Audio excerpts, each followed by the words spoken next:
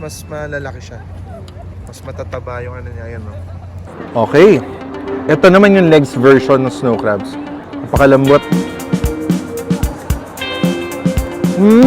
Mas gusto ko to. Sa tingin ko, ito yung isang dahilan kung ba't kami pumila ng mahaba doon. Ito yung pinaka-fatty otter. Tatry ko tong ano. Ito yung version na mahaba. Ayan, no? Kumbaga, pag hindi itiniklop, tingnan nyo, apaw-apaw. Eto, sobrang excited na ako ikwento sa inyong kwentong tikiman na to. Seafood ang bida dito. At isa ito sa dahilan kung ba't dito namin napili magbakasyon. Fukuoka, Japan.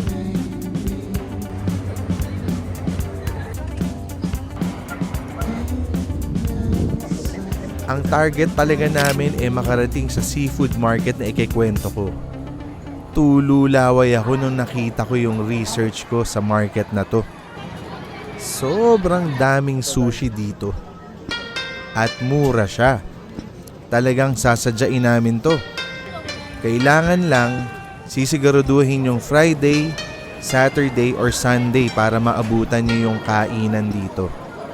1.5 oras ang biyahe mula sa Fukuoka sa mabilis na tren. Pero siguradong sulit ang biyahe dito. So dahil sa haba ng pila, kita ko may humigop ng sabaw. Ginaya ko lang, bumili ako fugu soup. Masarap comforting, tsaka sikat din yung fugu dito. Kakagat lang ako ng ano.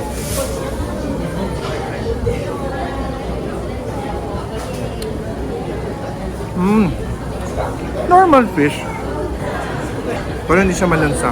Ano siya, miso soup. Yun. Pipila na kami kasi mukhang kailangan. Mukhang meron kaming hindi alam. Pag pinilahan, mukhang mas may quality. Okay, ito na yung haul natin. At may binibili pa doon si Mrs. Dizon.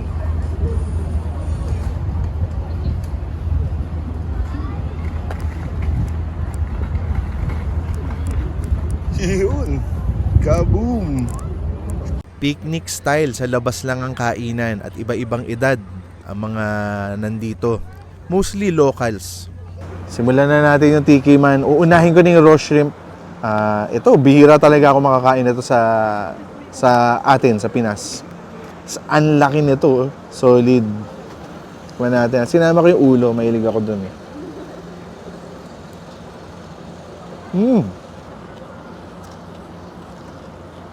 Sobrang sarap. Hindi naman siya yung manamis-namis. Pero sobrang, parang sariwa lang. Wala akong lansa na tikman. Sarap. Siyempre, toro.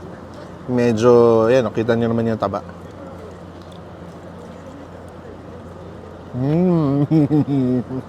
Sarap. Para maiba lang, bumili rin kami ng prito. Ito squid, mura eh. Mura lahat talaga dito eh. Pambreak na monotony. Okay, at saka, tingin ko after nitong haul namin na to, bibili pa kami. Tingin ko kaya pa eh. Sa dami ng pwedeng kainin, pwede ka talaga mag-break time muna. Bumalik ka sa loob, mamili ka ulit ng gusto mong mga bilhin.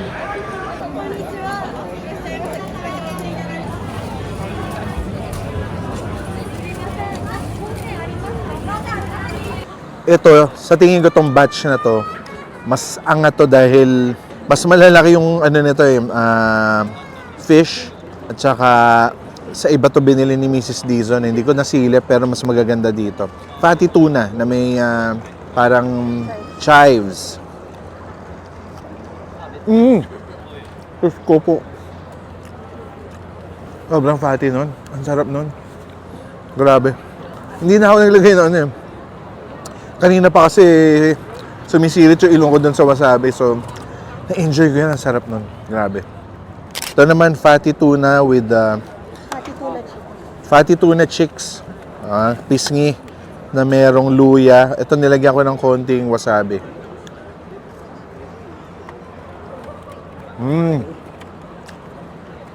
Sarap. Sobrang grabe pala dito sa Karato Market. Kung makikita nyo lang yung variety ng pwede nyong makain dito. Hindi lang yun pati yung vibe. Talagang picnic yung dating. Walang pakialaman, maganda yung upo nyo, kahit nasa tabi-tabi. Talagang mag-i-enjoy talaga sa dami na makakain. Sulit!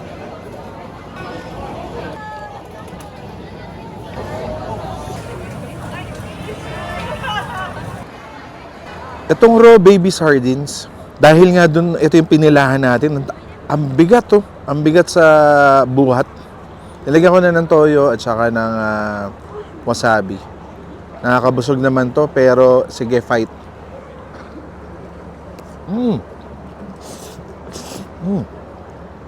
Okay, yung lasa nito, sobra palang fresh. Hindi siya fishy na malansa. Malaking bagay na may perilla leaves.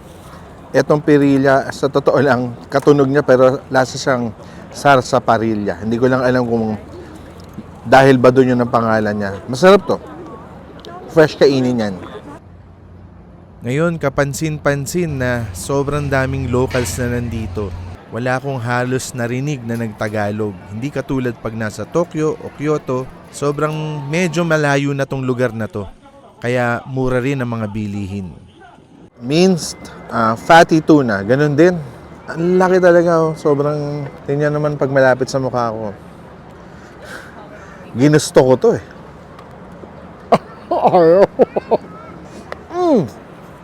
Yun lang, pinaghandaan ko talaga to. Alam ko mapapakanin tayo dito. Ginusto ko nga di ba? Ito na, medium fatty tuna. Lampas-lampas siya dun sa kanin. Sa tingin ko may pahid ng oil to bago sinerve kasi sobrang shiny niya Ito game, gusto ko to ng one go to. One go.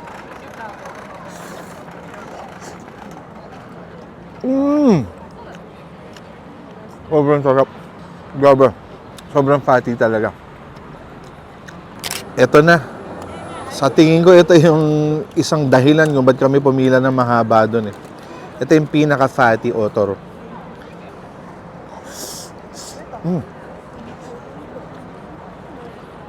Sobrang sarap. Ngayon, dinamihan ko na yung soy nun.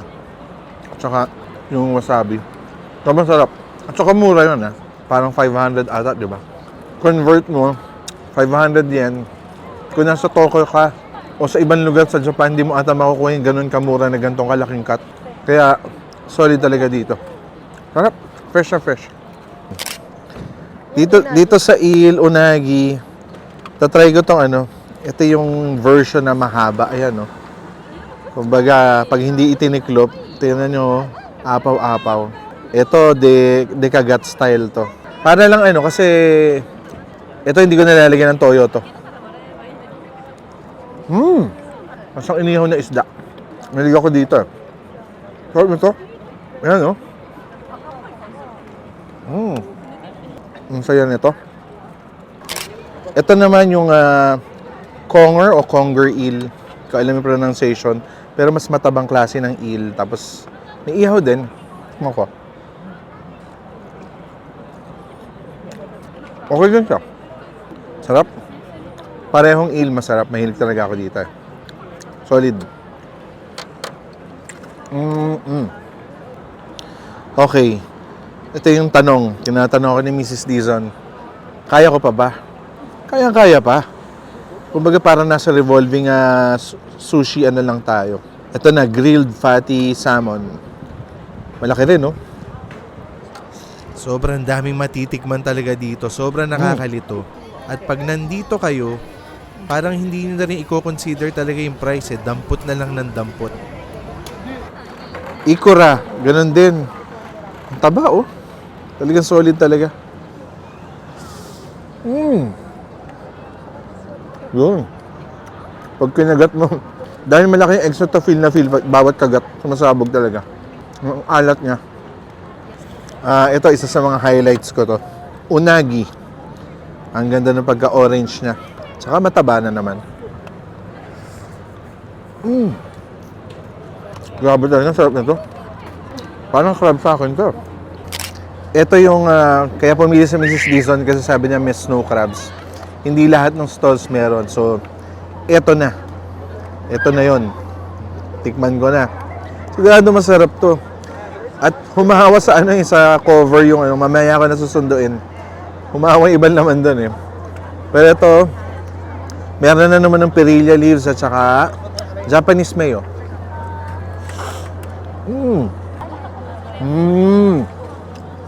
Okay. Sobrang meat lang ng crab to. Wala pala siyang fat ng crab. Masarap kaso na-overpower ata ng perilla. Tatry ko tong other half na walang perilla.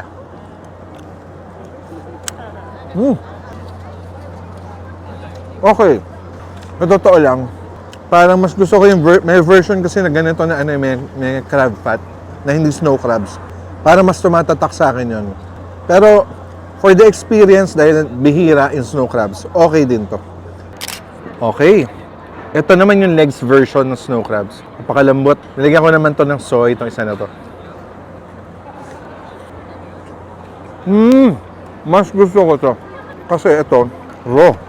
Parang mas, ang sarap nung seafood flavor niya. Doon sa isa kasi na parang nakahimay, medyo naliligaw ako, parang hinahanap ko, nasa na ba yung crab na ito. Yung lasa nung masarap na laman ng crab na pinalambot pa dahil hilaw. Ngayon ako nakakain ng raw crab legs. Sobrang sarap nito. Solid to.